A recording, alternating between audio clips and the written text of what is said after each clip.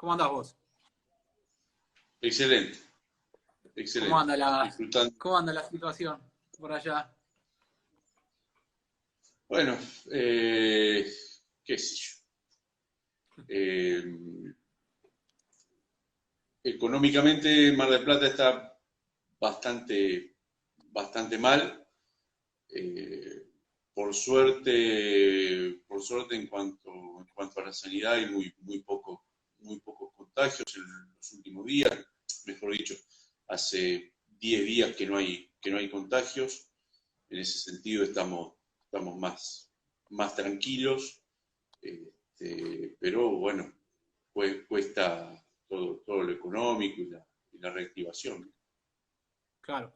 Ahí había leído hace un par de semanas que habían hecho como unas pruebas un fin de semana, abriendo algunos locales y bueno, tratando de arrancar la situación. ¿Cómo evolucionó eso? ¿Eso fue cuestión de un fin de semana o cómo siguen ahora con ese tema? Eso fue una prueba piloto, sí, impactaron mucho algunas fotos que se difundieron ampliamente en cuanto a la movilidad de gente, la cantidad de gente que paseó por algunos lugares. Con los días, bueno, se reafirmó esa prueba piloto, los comercios minoristas están abiertos en la ciudad, con un horario restringido, pero con, con bastantes horas, ¿no? Horarios de 9 a 16, de 10 a 16, de 10 a 17. Los comercios minoristas abrieron y abrieron varios rubros. Esta semana el intendente elevó el petitorio a- al gobierno de la provincia para comenzar con algunas actividades físicas al aire libre y también algunos deportes individuales. De a poco se van abriendo algunas puertitas. Perfecto. Bueno, Seba, ahí le comentamos un poco a la gente.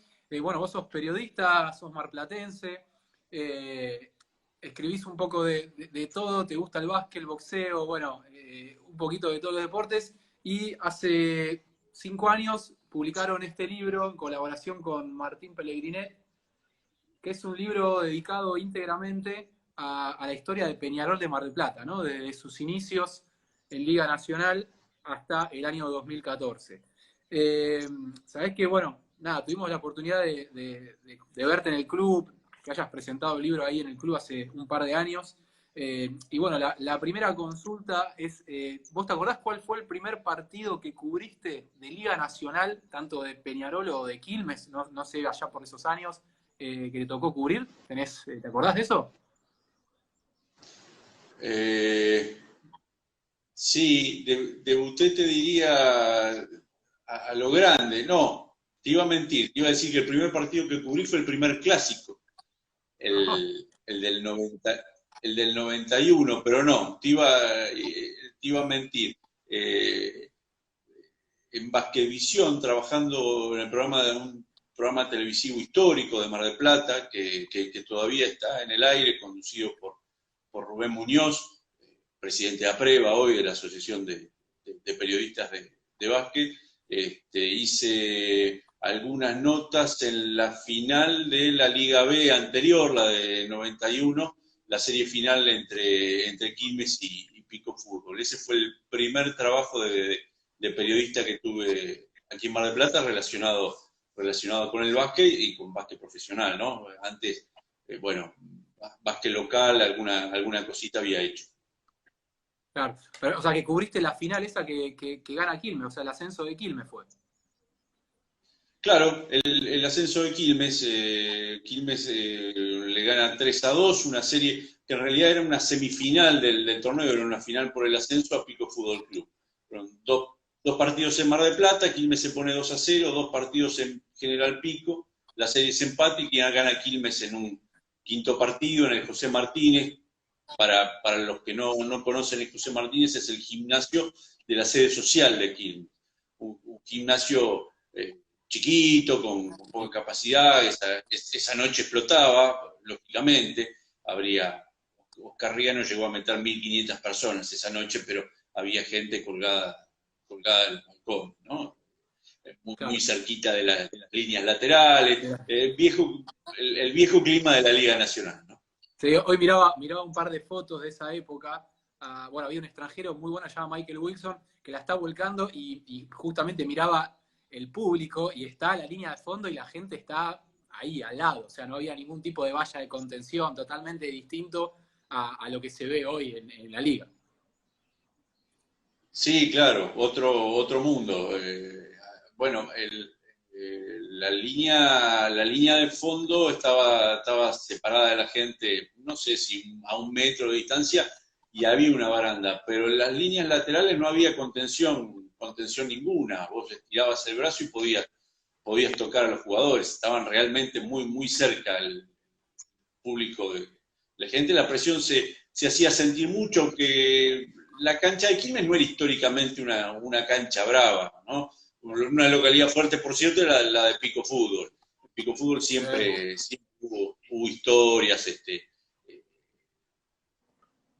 de alguna pelea, cosas que eran muy, muy comunes en la liga de entonces. Hay muchas historias en la cancha de Pico, como en la cancha de regatas de San San Nicolás, Nicolás.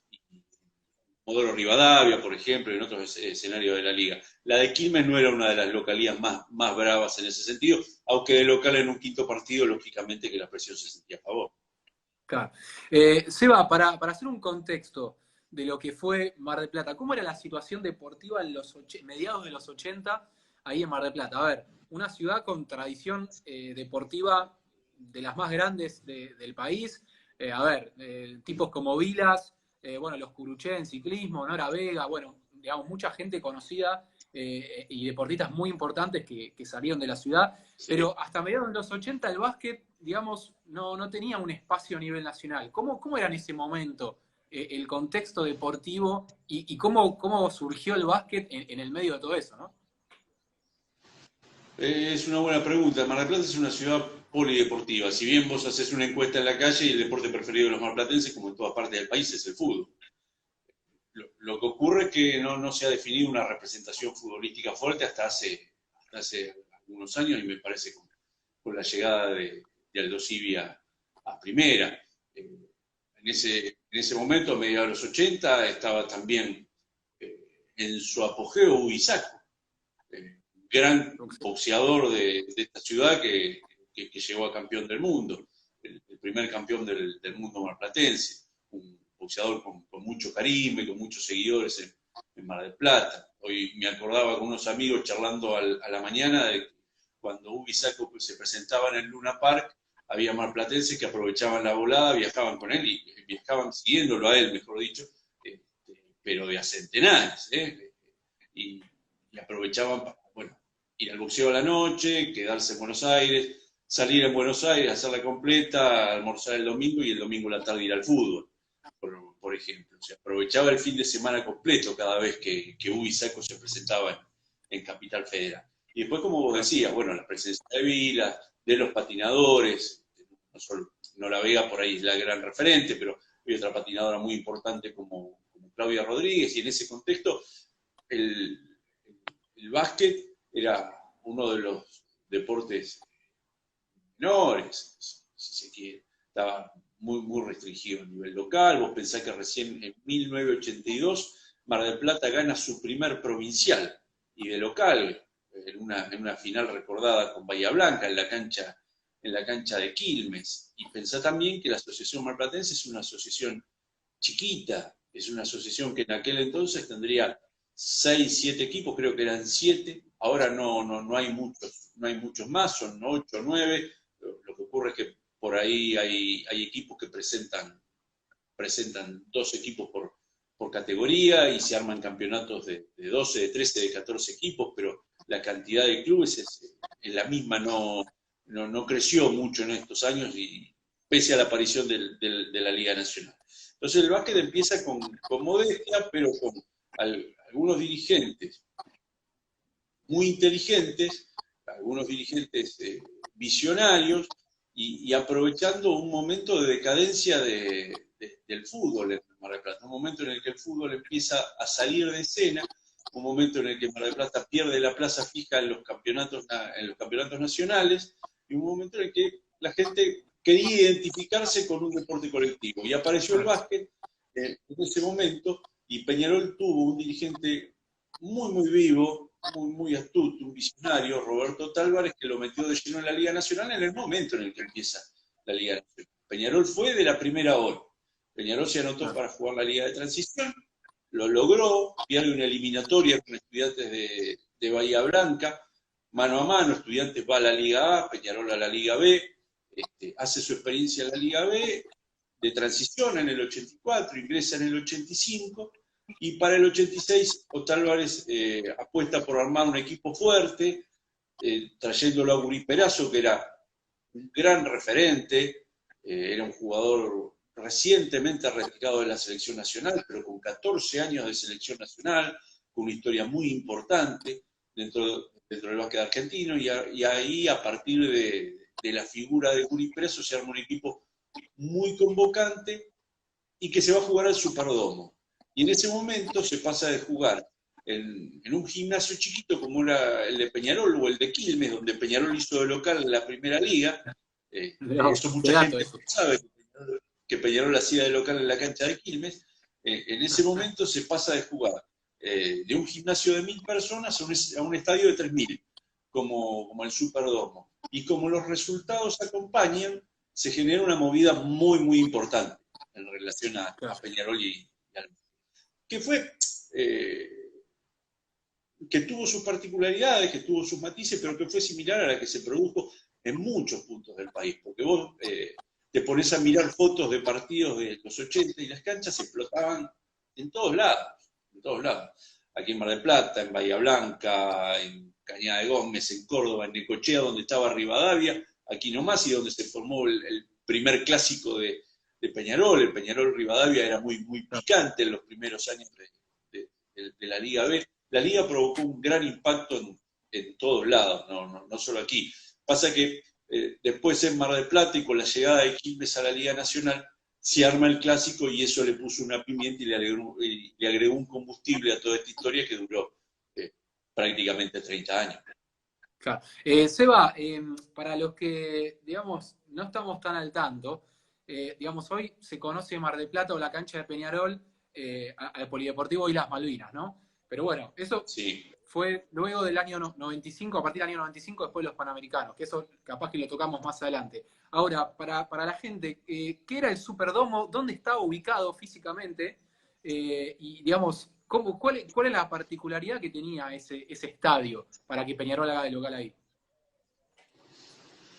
El Superdomo estaba ubicado en pleno corazón del puerto marplatense. Para quien conoce Mar del Plata, era la intersección de la avenida Juan B. Justo y la avenida Edison.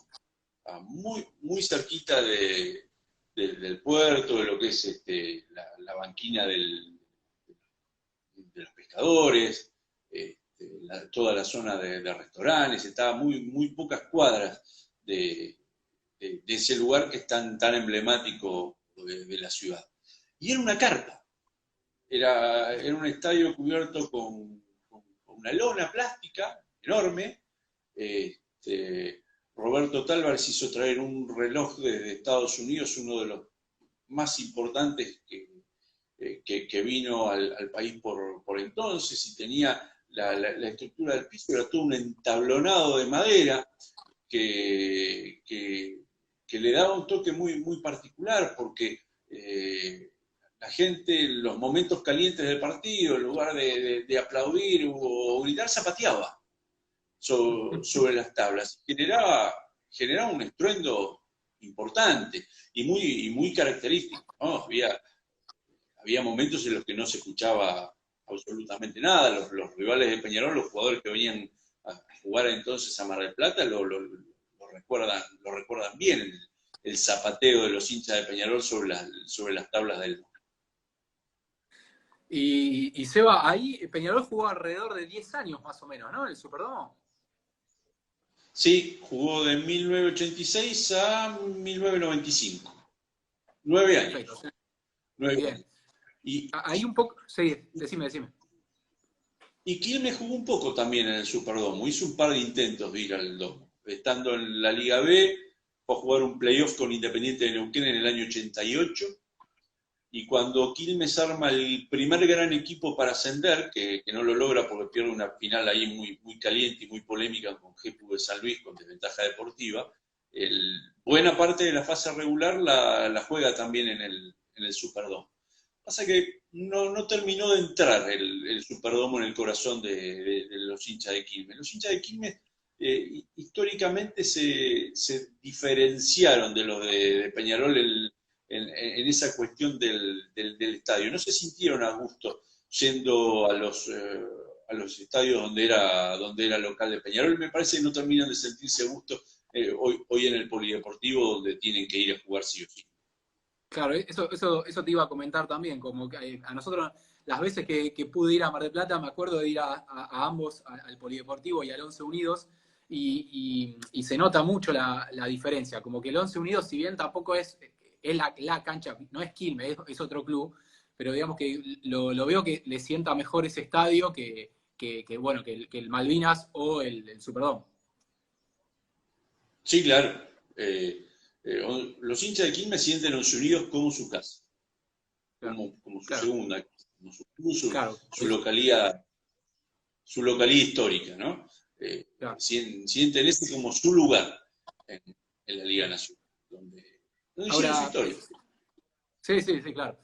Seba, el libro, además de tener un montón de información, la verdad que hay datos ahí que son difíciles de conseguir en otro lado, eh, también tiene muchas anécdotas. Anécdotas de distintas Sí, épocas, de jugadores, de dirigentes. Y en la primera época de Peñarol, un poco lo que pude leer es que había un tema dirigencial. El club se seguía manejando como un club de barrio, en ese sentido, ¿no? A nivel dirigencial. Bueno, algunos desmanejos con dinero, bueno, nada muy distinto a lo que sucede no en Peñarol, sino en general hoy, pero como que Peñarol, si bien se metía, se introducía en la parte nacional, en cuanto a lo dirigencial, se seguía manejando, digamos, como un club de barrio. ¿Nos podés contar alguna anécdota con algún jugador extranjero de esa época en cuanto al dinero y a lo que se le ofrecía para poder venir a Mar del Plata a jugar? sí, sí.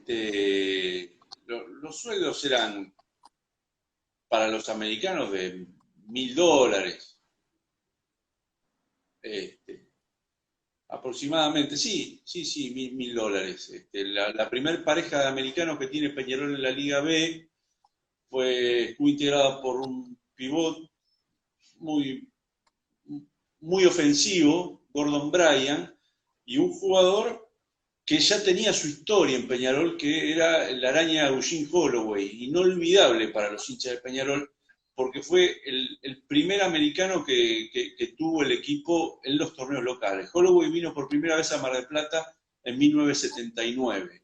Y con él y otro extranjero, Stan Cooper, Peñarol pudo lograr su segundo título en la Asociación Marplatense. Vos, fíjate, en el momento en el que Peñarol entra en la Liga Nacional, tenía apenas 2 títulos locales. Nunca fue el club dominante en Mar del Plata.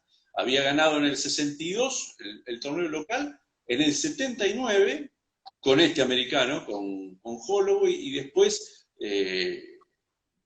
no lo había ganado más. Después, una vez que entró en la Liga Nacional lo ganó algunas veces. Pero para darte una idea de la dimensión de Peñarol dentro del básquet de Mar del Plata. Y bueno, Holloway tenía su historia en el club, era querido, pero Holloway estaba celoso de lo que ganaba Bryan, que ganaba un poquito más, que ganaba $1.500. Y Holloway ganaba 1.000, y los dirigentes cuentan muchas historias de que Holloway decía en las reuniones, no, que Bryan es un negro, qué sé yo, es un negro así, un negro así, yo quiero el club de verdad, yo quiero la camiseta, no puede ser que a mí me tengan abajo. Bueno, había muchos pedidos de Holloway por el estilo para estar en el mismo plano económico que Gordon Bryan y Roberto Tálvarez para manejar los conflictos económicos con los los extranjeros era muy gracioso, ¿no? Era un personaje, porque Otálvarez no sabía nada de inglés, pero Otálvarez era un encantador de serpientes. Eh, era, era un tipo muy simpático, muy entrador, y era capaz de sentarse a hablar con un americano, él el español, el americano no entendía nada, y convencerlo, pese a la barrera idiomática, de seguir jugando. Un empleado de Tálvarez me contó, para el libro que una vez estaba en su local, Tálvarez tenía local de ropa deportiva. No estaba en ese momento y aparece Gordon Bryan para hablar con él.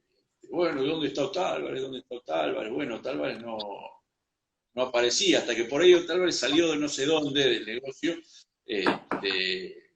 para Bryan y dice, ¿Coffee? Bueno, y como que le pegó, y Bryan accedió y cruzaron enfrente a un café, y lo termina convenciendo. ¿Qué le dijiste? Le dice el empleado. No sé, pero el negro va a jugar. Y jugó, pero no sabía hablar inglés y era capaz de convencerlo igual. Era un monstruo. Un buen vendedor. Sí, excelente. Excelente, un gran Eh, vendedor. Seba, después, hoy estamos en épocas donde, bueno, además de todo el tema del coronavirus, estamos viendo una gran revuelta en Estados Unidos por temas raciales, bueno, históricos que hay allá en Estados Unidos. Hay una anécdota también una anécdota que tiene que ver también con un americano y una situación en un baño. ¿Puede ser? Esa, Sí, ¿la podés contar? justamente. Porque la verdad que está muy buena la anécdota para un poco contextualizar de dónde venía, digamos, de la parte de Estados Unidos donde venía un americano a jugar y cómo era la costumbre que había acá. ¿Vos la podés contar esa anécdota para la gente? Sí, sí, claro. Cuando Holloway llega a Mar del Plata, por primera vez en 1979, inmediatamente se le hace una comida de recibimiento en el club, donde la misma sede actual de Peñarol, en el segundo piso, en el quincho, se arma un asado, bueno, y van los hinchas, los dirigentes, los jugadores, los extranjeros, por supuesto.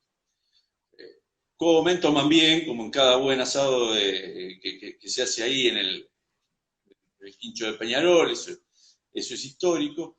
Y en un momento Holloway pregunta dónde está el baño, le indican dónde está el baño, tenía que abrir la puerta, salir un poquito, unos metros fuera del quincho, estaba el baño. Y Holloway entra al baño, hace lo que tiene que hacer, vuelve y dice, ¿pero cómo? ¿Hay un solo baño? Sí, hay un solo baño, Araña. ¿Qué pasa? ¿Y el baño para negros dónde está? Le pregunta, no, acá no hay baño para negros. Acá hay un solo baño para todos, acá no hay baños para negros y blancos. Él no lo podía creer cuando recién llegó a Mar del Plata de que a los negros no se los tratara distinto. Muchos extranjeros en ese sentido se sintieron a gusto en Mar del Plata y en el país. La sociedad es racista para otro lado, pero no hacia ellos. Claro, claro. Sí, sí, recuerdo que cuando leí la anécdota, fuerte, ¿no? Y también la pauta de dónde estábamos parados, con todos los errores, con la época del año 79, Sí. también una época muy, muy jodida. Pero bueno, aún así, ¿no? Cómo las diferencias con los países son abismales. Y aparte Mar del Plata, como vos dijiste, digamos, para los extranjeros en toda época, no solo en esa, sino que al día de hoy, Mar del Plata sigue siendo como una especie de paraíso para los extranjeros, ¿no? O sea, ustedes también, es conocido ver a los extranjeros dando vueltas a la noche por Mar del Plata. Sí, por supuesto, hay mil historias. Los extranjeros y los criollos, ¿no? Mar del Plata es una ciudad que tuvo siempre históricamente mucha noche. En aquellos años mucho más que ahora. Porque bueno, la situación económica se siente, dura en la temporada de verano no, está todo abierto, pero pero fuera de temporada, en Mar del Plata en la década del 80 o en la década de lunes a lunes, ¿no? Claro. Tenía el mismo movimiento nocturno que en temporada de verano. Ahora no es tan así. Claro. Seba, ¿cuándo Peñarol arranca a jugar en el Polideportivo? En realidad me quiero ubicar en los primeros clásicos. Sí, El primer ascenso de Quilmes se da en el año 91 y sí. no había y no hay tantos ejemplos de ciudades con dos equipos en la Liga Nacional. Tal vez ahora, bueno, tenemos el caso de Córdoba con Atenas Instituto, en su momento San Nicolás con Belgrano y Regatas, que era picante, sacando la capital, obviamente, saco Buenos Aires. Pero en ese momento, en un momento ya muy fuerte de la liga, en el año 91, ¿cómo revolucionó? Porque revolucionó realmente lo que fue la Liga Nacional, ese clásico. ¿Cómo fueron los primeros clásicos entre Quilmes y Mar del Plata? ¿Dónde se jugaron? Bueno, ¿qué significó también para la ciudad eso?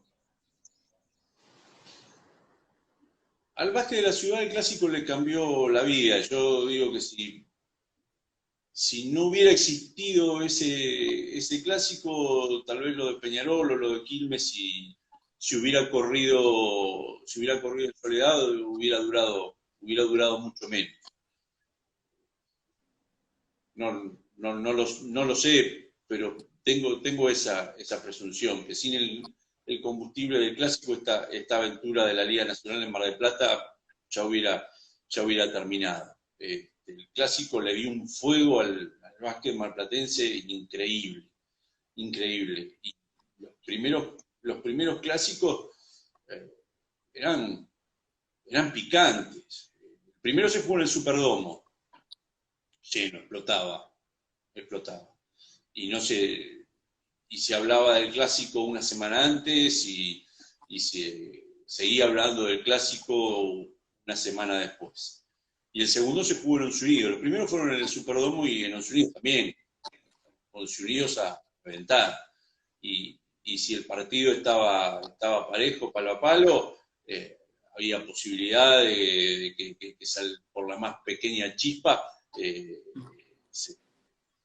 se originara un incendio, ¿no? El segundo clásico que se juega en Once Unidos terminó con los dos bancos de suplentes expulsados. Se jugó en el verano, no me acuerdo si enero o febrero, cuando se reanudó el torneo, era la primera fecha de la U, no habían clasificado los dos equipos, y por un encontronazo del negro romano con el burro Cribaro, se genera así una pelea. Imprudentemente entran los chicos de los dos bancos de suplentes a separar, y por reglamento obviamente son todos expulsados, y se termina jugando el clásico con 5 jugadores de cada lado. Se jugó desde el primer tiempo con 5 de cada lado. Quilmes terminó con 4 seguros porque faltaban 5 minutos para el final, iba adelante y se va por faltas Mike Wilson. Y Peñarol, creo que en el último minuto pierde un jugador también, terminan 4 de cada. Pero bueno, ese día debutó Milos Babic en Peñarol, se agarra trompada con un plateísta, porque Buen la debut. tenía muy... Cuando ocurrió todo eso, Milos Babic se acercó al lateral y un plateísta de Quilmes no tuvo mejor ocurrencia que sacar el cuerpo por encima de la baranda y pegarle un coscorrón. El serbio no entendía nada y empezó a revolear mandobles contra la platea. No sabes el hueco que se generó, porque era gigante, de 2,17 m, y cuando empezó a tirar piña no quedó nada. Claro, no. Pero Ahí se, ahí se te dio vuelta la cámara, Seba. No sé si. Ahí está, ahí volvimos. ahí, Ahora, también hablaba con Eugenio, un amigo en común que tenemos, y me decía que fue tal la repercusión del clásico en Mar del Plata y en la Liga Nacional que incluso se empezaron a pactar partidos en el verano, porque eso atraía un montón atraía un montón de turismo, o sea que excedió la órbita del básquet. los primeros clásicos, e incluso después también los Juegos de las Estrellas también empezaron ya con el polideportivo, ¿no? Ya creado, también se hacían en el verano, o sea que realmente tuvieron una influencia muy importante en la Liga y en Mar del Plata, ambos equipos. Sí, pegó muy fuerte y también vino a llenar un lugar, porque, perdón, el primer clásico importante en la historia de la liga, más allá de las rivalidades por el campeonato como la que tenían Atenas y Ferro, por ejemplo, el gran clásico de la Liga Nacional de los primeros años era Olimpo Estudiantes, el clásico de Bahía Blanca, que era un clásico espectacular. Yo no sé si ha visto alguno.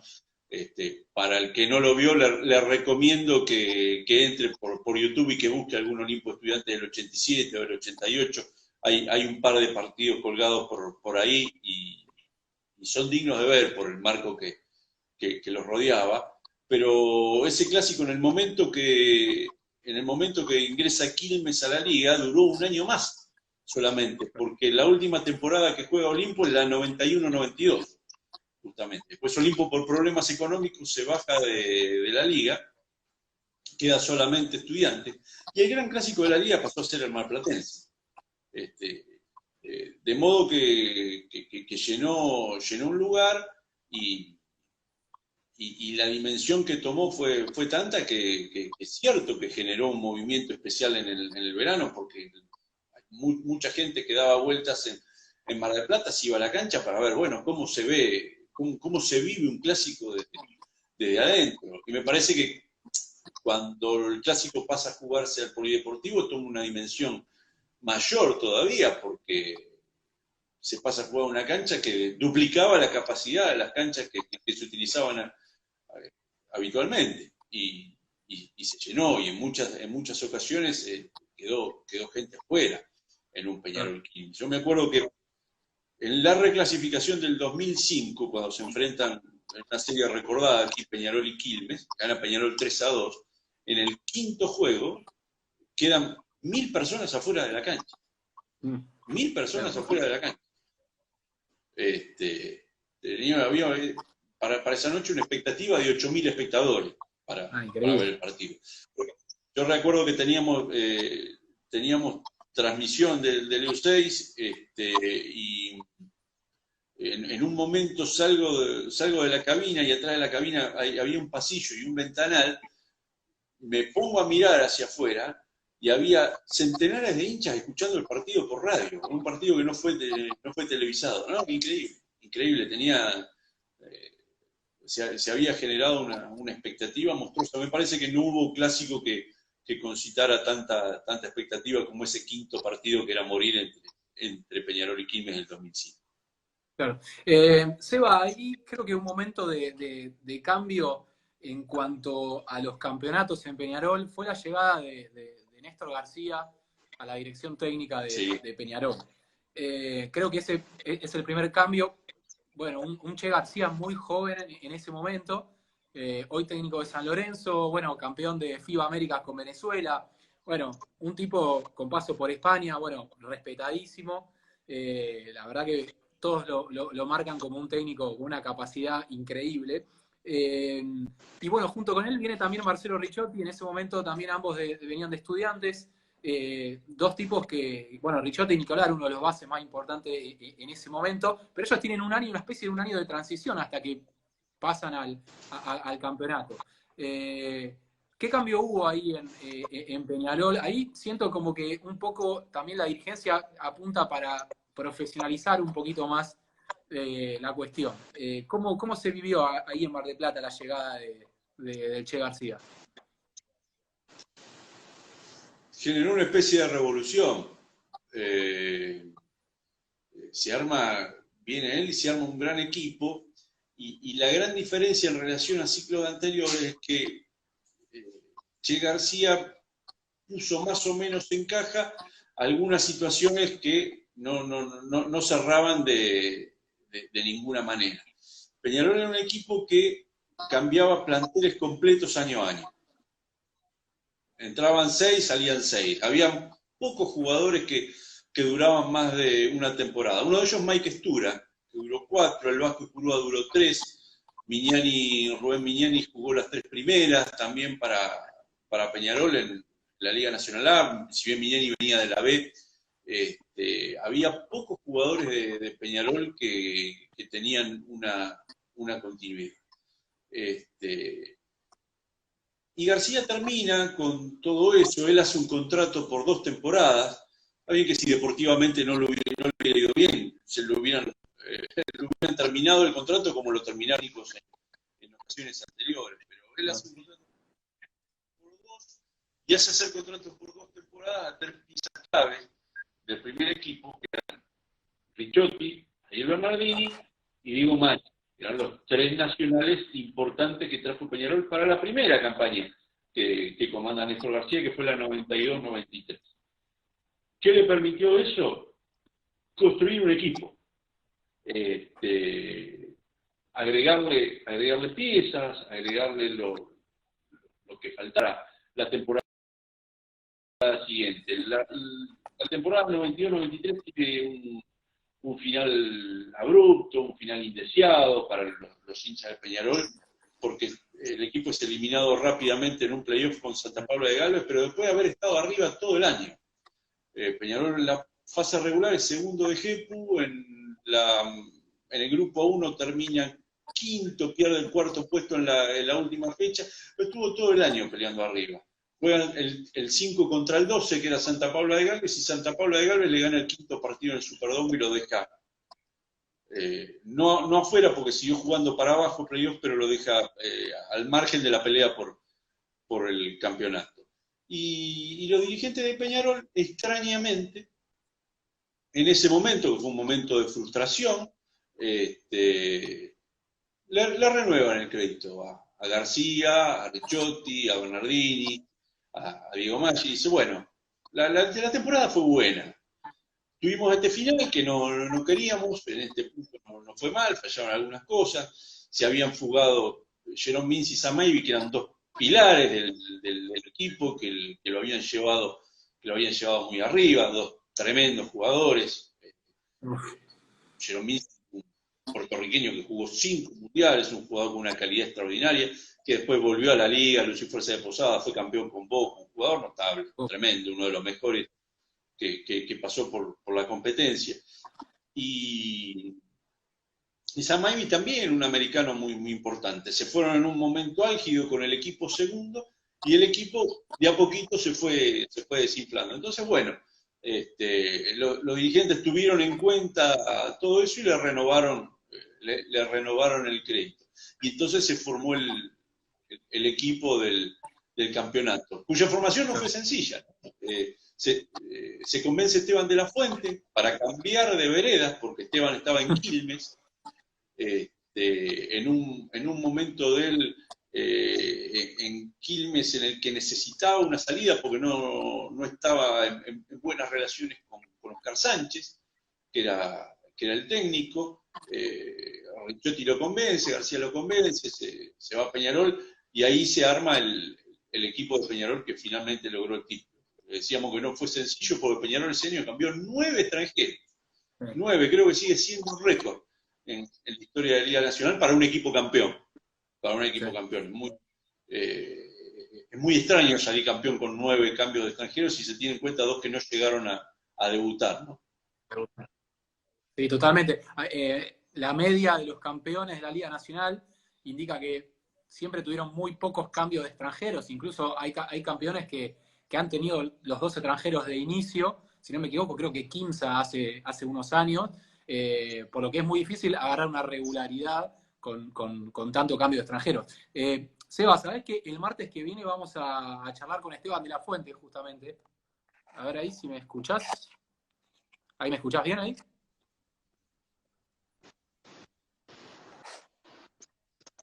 ¿Me escuchás? Ahora se entrecortaba un poco la. Ahora sí. Sí. Bien, te decía que el martes que viene vamos a hablar con Esteban de la Fuente. Y bueno, él es porteño, él empezó jugando en River, o sea que tiene ahí alguna otra anécdota con nuestro club. Pero me gustaría que nos cuentes alguna anécdota con con él. Es un tipo que en los 90, digamos, era como el amuleto de un montón de clubes porque, bueno, era un tipo que tal vez vos no lo veías resaltar en una sola cosa, pero era un tipo que te hacía todo, defendía como un caballo, tenía gol, era alto, podía defender más de una posición. ¿Nos podés contar alguna anécdota? Porque él también se fue a jugar a la contra absoluta en un clásico durísimo, con mucho recelo, con mucho odio. ¿Cómo fue ese cambio de vereda de él? Si tenés alguna anécdota de La Fuente en Peñarol.